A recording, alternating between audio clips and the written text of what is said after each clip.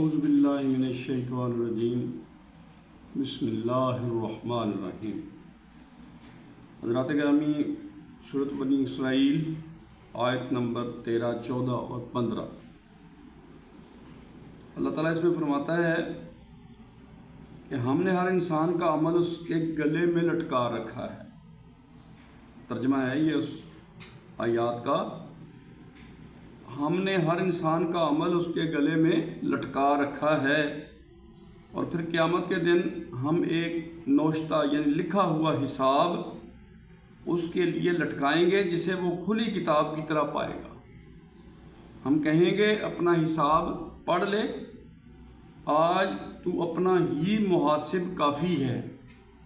جو شخص دنیا میں سیدھی راہ پر چلتا ہے وہ اپنے نفع کے لیے اس راہ پر چلتا ہے، اور جو گمراہ ہوا اس کی گمراہی کا وبال اسی پر ہے، اور کوئی شخص کسی کے گناہ کا بوجھ نہیں اٹھائے گا، اور ہم اس وقت تک عذاب نہیں دیتے جب تک کہ ان لوگوں میں پیغمبر نہیں بھیج دیتے۔ حضرات گرامی، اس مقام پر پہلی بات تو یہ فرمائی گئی ہے کہ شگون لیتے پھرتے ہو اور تقدیر کی باتیں کرتے ہو۔ ہم لوگ جو بھی ہماری بات ہوتی ہے وہ ہم تقدیر کی طرف پھیر دیتے ہیں، ہمارے نصیب میں یہ لکھا ہوا تھا، تقدیر ہی یہی ہے۔ تو اللہ فرماتا ہے سورۃ بنی اسرائیل میں اس مقام پر پہلی بات تو یہ فرمائی کہ شگون لیے پھرتے ہو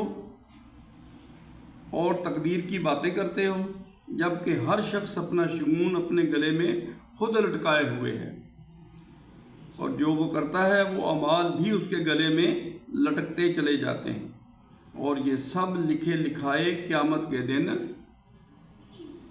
جمع ہو کر اس کے سامنے کر دیے جائیں گے۔ اور اس دن اللہ تعالیٰ کسی قاضی کو نہیں بٹھائیں گے، بلکہ اللہ تعالیٰ ہر شخص سے فرمائیں گے کہ اپنا نامہ اعمال خود پڑھ لو اور اپنا فیصلہ خود سنا دو۔ سیلف اکاؤنٹیبلٹی، ادھر اللہ تعالیٰ کی ذات نے آپ کو ایک دفعہ پھر آپ کے ہاتھ میں وہ نامہ اعمال دے دینا ہے اور کہنا بھی خود ہی اس کی اکاؤنٹیبلٹی کرو۔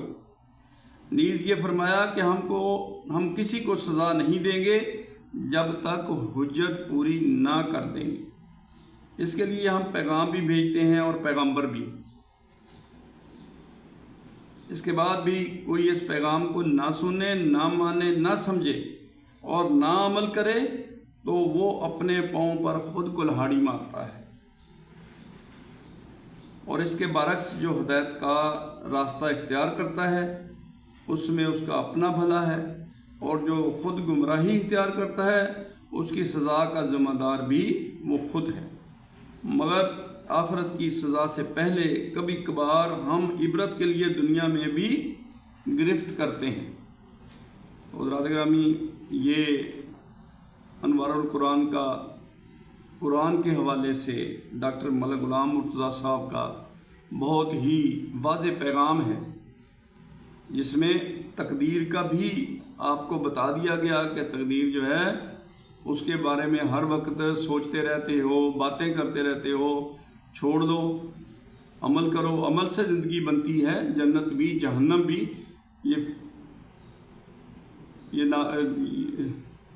عمل سے زندگی بنتی ہے، جنت بھی جہنم بھی، یہ خاکی اپنی فطرت میں نہ نوری ہے نہ ناری۔ حضرات گرامی، نہ تو ہمیں نور اور نار کے چکر میں پڑنا چاہیے، نہ ہی ہمیں تقدیر کے چکر میں پڑنا چاہیے، ہمیں عمل کے بارے میں سوچنا چاہیے۔ اب عمل کیا ہے؟ ایک بہت بڑا عمل گزرا قربانی کا، اس میں بہت سارے ٹیسٹ ہو گئے لوگوں۔ تو حضرات گرامی خیال کریں، اپنے سے نیچے دیکھیں۔